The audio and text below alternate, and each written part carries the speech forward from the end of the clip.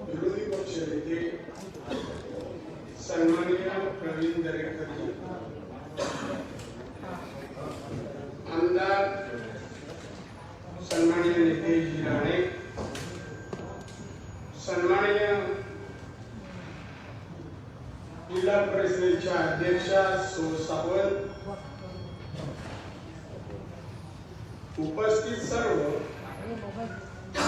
पत्रकार मित्र,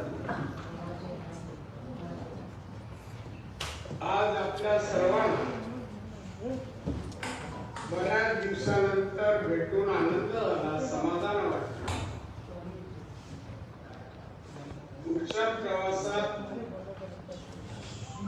तुमचं मार्गदर्शन आणि आशीर्वाद घेऊन जाणे म्हणून आज पत्रकार परिषद मी घेतलेली आहे. जन आशीर्वाद यात्रा ही कल्पना माननीय पंतप्रधानांची नरेंद्र मोदी त्यांच्या मंत्रिमंडळात त्यांनी मला कॅबिनेट मंत्री म्हणून माझी नियुक्ती केली आणि कॅबिनेट मंत्री झाल्यानंतर त्यांनी सांगितलं जे मंत्री झाले आपापल्या राज्यात आणि जिल्ह्यात जा. त्याप्रमाणे मी मुंबई पासून 19 तारीखपासून ऑगस्ट पासून मुंबईत विमानतळाच्या बाजूला भव्य छत्रपती शिवाजी महाराजांचा पुतळा आहे.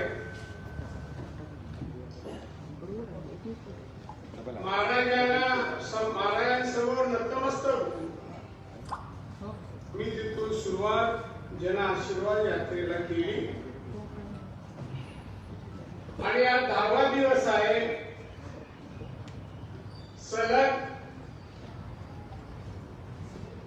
मुंबईचे 4 जिल्हे, नंतर रायगड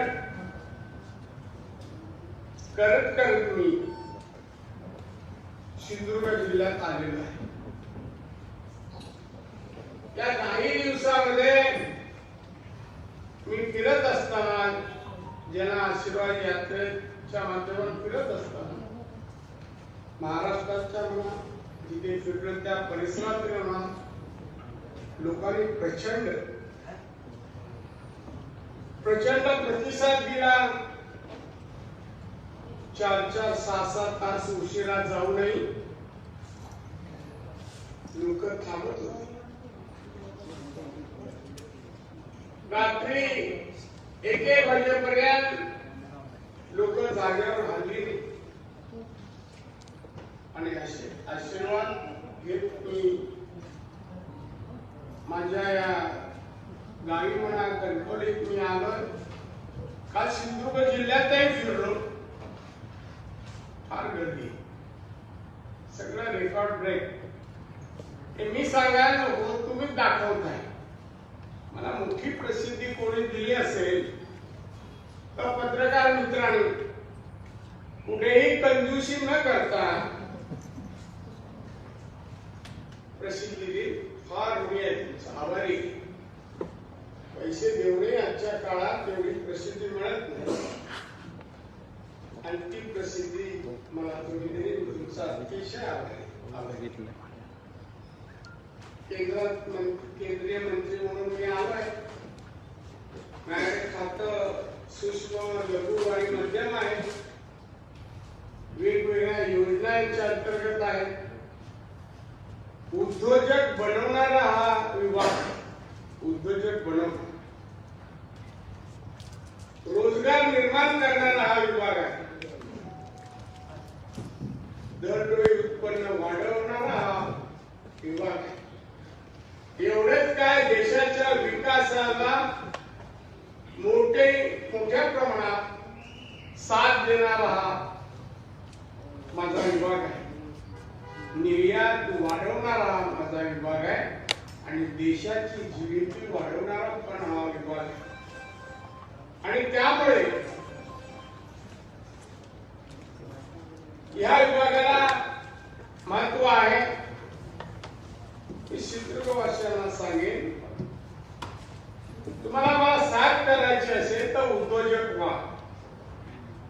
मी तुम्हाला लागणारं कर्ज, मार्गदर्शन, मशिनरी जे लागेल ते आमच्या विभागातर्फे पहिलं मार्गदर्शन या ठिकाणी व्हावं आणि त्यासाठी मी अधिकाऱ्यांना आदेश दिले की तुम्ही जा, ज्यांचे अर्ज आलेले आहेत त्या सर्व अर्जाची छाननी करून तुम्ही त्यांना मार्गदर्शन करा. व्यवसाय कोणता करावा, कसा करावा, कोणत्या व्यवसायात किती टक्के नफा आहे, ही सगळी माहिती त्याच्यातून मिळते. आणि अशा रीतीने कोकणाची आणि देशाची आर्थिक परिवर्तन करण्यासाठी माझ्याजवळ हा विभाग दिलेला आहे. आपण सर्वजण या विभागाची माहिती जनमानसापर्यंत पोचवाल अशी माझी अपेक्षा आहे.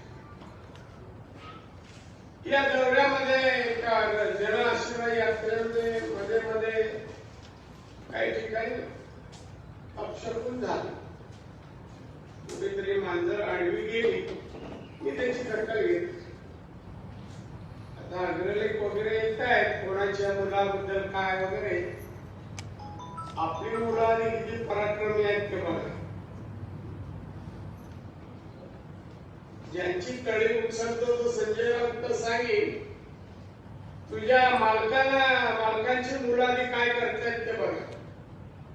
आणि हे सर्व संजय राऊत आम्हाला बोलायला प्रवृत्त करतो, माहिती बाहेर काढायला प्रवृत्त करतो. संजय राऊतमुळे शिवसेना वाढत नाही, ती अधोगतीकडे जाते, खड्ड्यात चालली. प्रतिमा सामनाची आणि संजय राऊतची बौद्धिक लोकांमध्ये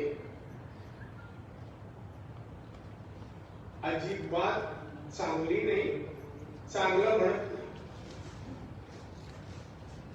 त्याला मार्गदर्शन करण्याची माझी तयारी नाही. अशा माणसाला करून फायदा नाही. तोंडावर असं भेटल्यावर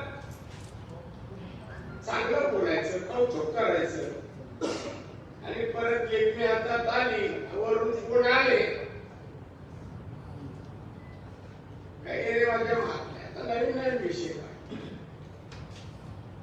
मला बरोबरी करू नको. माझ्या मुलाची माझं नियंत्रण आहे. दोघे हुशार आहेत, चांगले शिकलेले आहेत. अरे या वडिलांच्या कुठल्याही इमेजला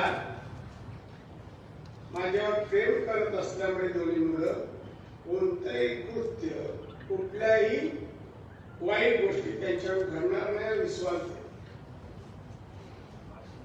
आणि त्यामुळे हे जर त्यांनी थांबवलं नाही, पर्सनल गोष्टीकडे त्यांनी जर असं सुरू जर केलं तर मलाही माझ्या प्राणमधून हे मी संपवल्यानंतर प्राणमधून सुरू करेन. आणि कोणाचं बसणं उठणं कुठे असतं, काय करतात, कोणत्या केसमध्ये कसे संबंध आहेत, आदेश आणि परत पाहिलं लपून किती दिवस लपणार हो. शेवटी मिळालं ना, चुकून मिळालं. कसे आदेश देत होता तसा राष्ट्रपतीच आहे किंवा पंतप्रधान. थोडा वेळ त्या कॅमेरामॅनला दिसलाच नाही कोण बोलणार. नंतर लक्षात आलं बाई कोणतरी मंत्री आहे, दम देत आहे, अटक करो. देखो अब ये उनका लोकेशन ये है, अब यहाँ अटक करो. गाड़ी रुकाई. अरे वाह, तुझ्याने जमत असेल तू ये ना. काय आदेश हो. रद्द आशीर्वाद यात्रा मी जाऊ देणार नाही. सैनिकांनी अडवा कुठेतरी दिसते काय होईल मला तुम्ही सांगा. गाड्यांच्या मागून कोणीतरी झेंडे घेऊन कुठे 17, कुठे 15, कुठे 25 त्याच्यावर कुठे दिसणार नाही. चिपळूणला तर काही मोठ्या पुशारका मारत होते, आम्ही हे करू ते करू, एखादं पद मिळेल म्हणून असं बोलावं लागतं, त्याशिवाय पद मिळत नाही. नारायण राणेविरुद्ध बोला लगेच पद. त्याचं उत्तम उदाहरण इथला खासदार, नाव येत नाही, सकाळ सकाळ दिवस खराब झाला. मी देशाचा एक जबाबदार मंत्री आहे. मला देशात माझ्या खात्याचा कारभार उत्तम करू, जनतेचं दरडोई उत्पन्न, देशाची आर्थिक उलाढाल वाढवणार, निर्यात वाढवणार आणि देश आर्थिक सक्षमतेचं माननीय पंतप्रधानांचं जे स्वप्न आहे त्याला हातभार लावणं हे माझं कर्तव्य करणार. यांना हे खरं म्हणजे ज्याला काम नाही त्याला काय म्हणतात, तो शब्द बोलत नाही, मला माहिती आहे. आणि म्हणून अशाने गप्प राहावं, मी माझं काम करणार. मला महाराष्ट्रात, कोकणच नाही महाराष्ट्रात पण सर्व जिल्ह्यामध्ये माझ्या योजना घेऊन जायचंय आणि एक औद्योगिक क्रांती देशात होण्याचा मी प्रयत्न करेन. या कोणत्याही प्रक्रियेमध्ये काही लोक मला उडायला पाहतात, काही चूक होईल, तशी चूक करणार नाही आणि काही ठिकाणी काय बोलायला थांबणार नाही. ही शिवसेना घडायला आमचाही काहीतरी हातभार आहे. ज्या वेळेला साहेबांना धोका होता, शरद पवारांनी सांगितलं तुम्ही लगेच मातोश्री सोडा. मग साहेब अज्ञानस्थळी जाणार होते, त्यांनी बोलवलं, आम्हाला बोलवलं आणि म्हणाले राणे तू तुझी टीम घेऊन बरोबर बाकी कोणाला सांगू नकोस, मी घरातून निघालो का तुझ्या गाड्या पाठी यायला पाहिजे. त्याप्रमाणे गेलो. जेवढे दिवस साहेब अज्ञानस्थळी राहिले तेवढे दिवस झोपलो नाही. टेररिस्ट लोकांकडून धोका होता, रात्री गाडी झोपायची, जागाही नव्हती, बंगल्याच्या बाजूला गाडी झोपायची. जेवढे लोक होते खायला कुठून तरी आणायला सांगायचो, नाहीतर रात्री मासाहेब काहीतरी द्यायच्या.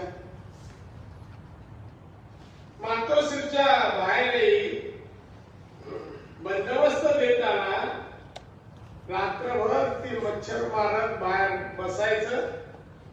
तुम्हाला माहिती तिकडे किती बांद्र्याला मच्छर आहे. त्यांनी साफ केलेले जो नाला आहे मिठी नदीचा, किती मच्छर सध्या फारच वाढले, साफ होत नाही नाला. आणि म्हणून मी एवढंच म्हणेन, आता बस करा. महाराष्ट्राची जरी काही कामं असली केंद्र संबंधी, मी कोणतीही गोष्ट लक्षात न ठेवता मी करणार. कारण शेवटी माझं महाराष्ट्राचं काम म्हणजे महाराष्ट्राचं हित एक माझं काम. नुसतं कोकणासहित नाही, संपूर्ण महाराष्ट्र. आणि या कामी तुम्ही मला सहकार्य द्या अशी अपेक्षा करतोय. ब्रेकिंग न्यूज कमी करा आणि मार्गदर्शन न्यूज जास्त द्या, जास्त द्या. आणि ते करा अशी माझी अपेक्षा आहे. आणि म्हणून तुम्हाला प्रश्न विचारायला पण तेवढे पुरेसा वेळ द्यावा म्हणून मी तेच सांगतो. अजित पवार तुमच्या दौऱ्याबद्दल असं म्हणाले की तुम्ही जसं म्हणताय की कोकणाचा विकास करू, महाराष्ट्राचा विकास करू, परंतु या खात्याकडे फारसा निधी नाही. हे पूर्वी अवजड उद्योग मंत्रालय होतं, आता ते अवघड उद्योग मंत्रालय. राणांच्या कोण म्हणाले? अजित पवार.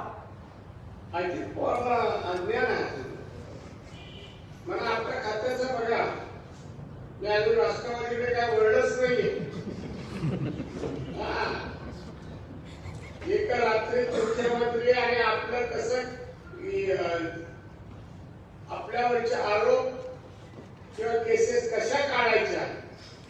शिकायचं असेल तर अजित पवार. वळायचा विचार आहे का राष्ट्रवादी? हा? राष्ट्रवादी वळायचा विचार आहे का? म्हणजे काय? कोणाचा तुमचा? काय समजलं नाही, आता मला अजून वळलो नाही म्हणजे आता सुरू करणार. तसं वळवलं नाही.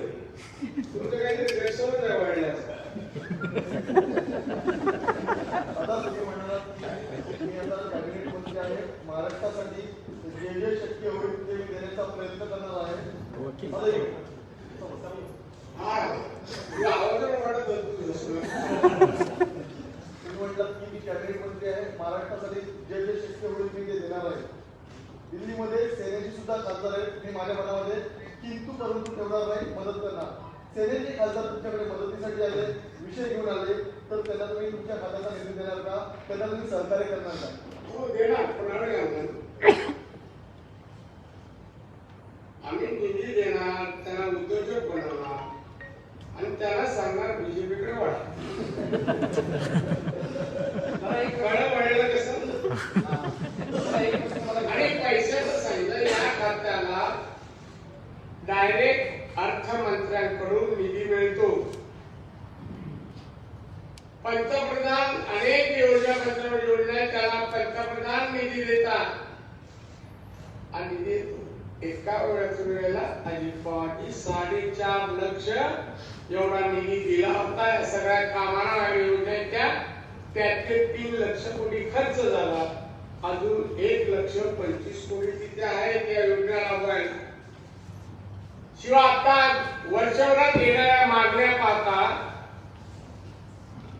तेही पैसे फायनान्स डिपार्टमेंट आम्हाला देणार नाही तर कशाला हे केलं असतं. पण मला कळत नाही त्यांच्याकडे काय नाही. तुमच्या तिजोरीत काय हो? आमच्या अतिवृष्टीला पैसे नाही, पूर परिस्थितीत लोकांची घरं दुकानं साफ झाली चिपळूणमध्ये, त्यांना अजून 1 रुपया नाही. शेतकऱ्यांना महाराष्ट्राच्या ना कर्जमाफी ना मदत. काय आहे सगळीकडे अवस्था. सरकारी कर्मचाऱ्यांना पगार नाही, एसटी कामगारांना पगार नाही म्हणून आत्महत्या होऊ लागलेल्या आहेत. किती लोक आज एसटी पगार मिळत नाही, सरकारी कर्मचाऱ्यांना पगार मिळत नाही याची चिंता करावं पवार साहेब. दादा असं सरकार किती दिवस महाराष्ट्रात असं सरकार किती दिवस महाराष्ट्रात राहील? तुम्ही म्हणता की खूप कष्ट आहे, असं सरकार किती दिवस महाराष्ट्रात राहणार? मी आता शिवरात आलोय, जाण्यापूर्वी एक ज्योतिषाला विचारतो आणि मग तुम्हाला सांगू ना पुढे. दादा, आज राजनाथ सिंह यांचा काल तुम्हाला फोन आला होता सर. कोणाला? राजनाथ सिंह यांचा फोन आला होता सर काल तुमच्या सभेत. मला पुढे तुम्हाला कसं मी एकट्यानेच घेतला. तुम्ही सार्वजनिक कोण नाही बघा, असं काय करत नाही. काय म्हणायचं? काय राजनाथ सिंह यांनी काय विचारपूस केली आणि काल काय बोललं झालं? रणनीती कैसे हो तब्येत केस सर केंद्रीय ऐकतो.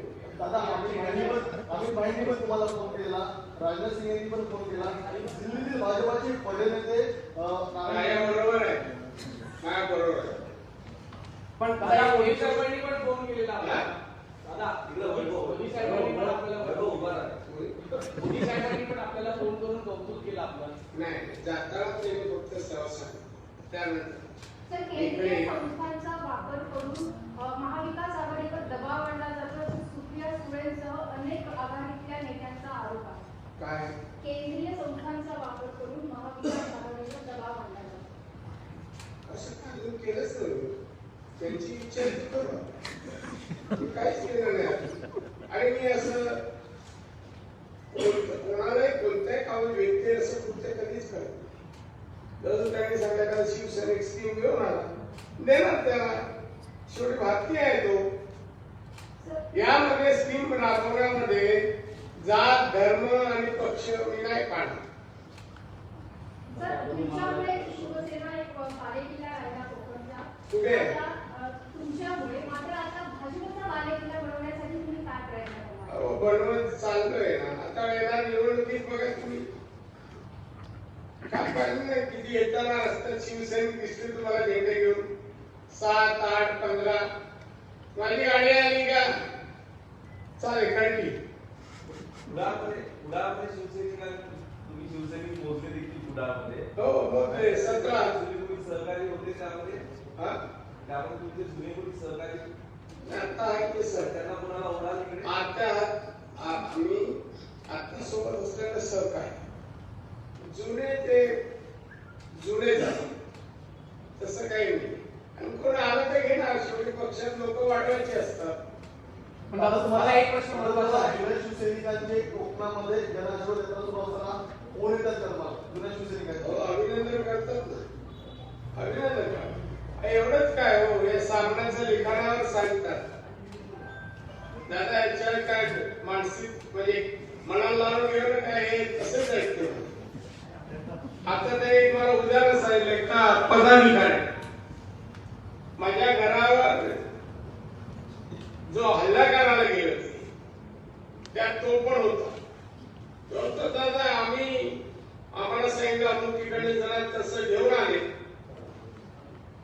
आणि आम्हाला केसमेंट टाकलं आणि जे मार खाल्लं लीडर होते कोणतरी सरनाईक काय सरदेसाई कोण त्याला म्हणजे केसमध्ये काढून टाकायला आदेश झाले दोघांना.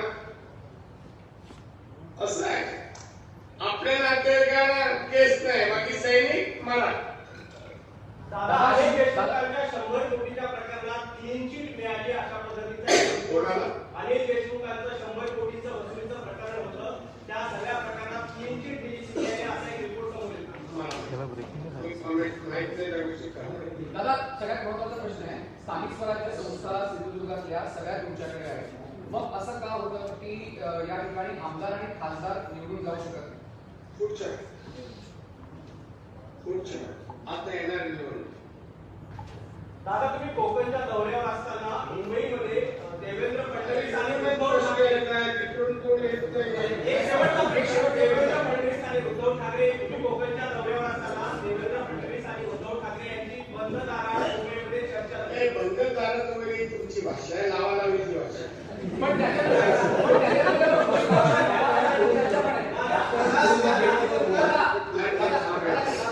त्या भेटीनंतर तुमची भाषा मावळाची चर्चा आहे. काय त्या भेटीनंतर तुमची भाषा मवाळ झाली अशी चर्चा आहे शिवसैनिकांमध्ये. देवेंद्र फडणवीस आणि उद्धव काय ठाकरे मला काय फरक पडत नाही कोण कोणाला भेटले आणि तुम्ही पाहता ह्याच्यात उलट मी जास्त सुरू झाले तर ते थांबणार नाही ते मावळा बिवा माझ्या नाशिक करता येईल विनाकारण मला भडकायचं काम करणार.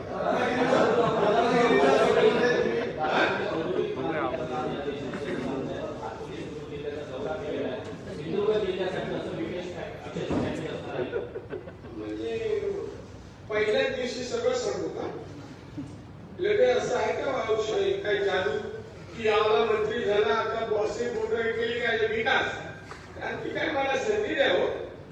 सुपाऱ्या घेऊन प्रश्न नको विचारू. दौरा केला का दौऱ्यात का विकास होतो का त्याला जमीन लागते. आम्ही पहिले ट्रेनिंग सेंटर बांधणार ट्रेनिंग सेंटर मधून लोकांना मार्गदर्शन करणार त्याला उद्योजक व्हायचंय. कोणता उद्योजक त्यासाठी लागणाऱ्या मशिनरी कोणत्या असतील किंमत काय असेल कर्ज का किती द्यायचं नफा 12% जेवढ मिळावा यासाठी मार्गदर्शन करून हे सगळं केल्यानंतर त्याला उद्योगाला पैसे द्या. असेच पैसे वाटते का सरकारचे आहेत. प्रामुख्याने दादा तुम्ही आता दौरा करताय आणि इथल्या उद्योगांबाबत इथल्या कच्च्या मालाबाबत तुम्हाला बऱ्याच प्रकारे प्रामुख्याने सर्वात आधी कुठला व्यवसाय सुरू करावा असं मार्गदर्शन तुमचं लोकांना राहील या सगळ्या दौऱ्यात. की तुमच्याकडून घेऊन मार्गदर्शन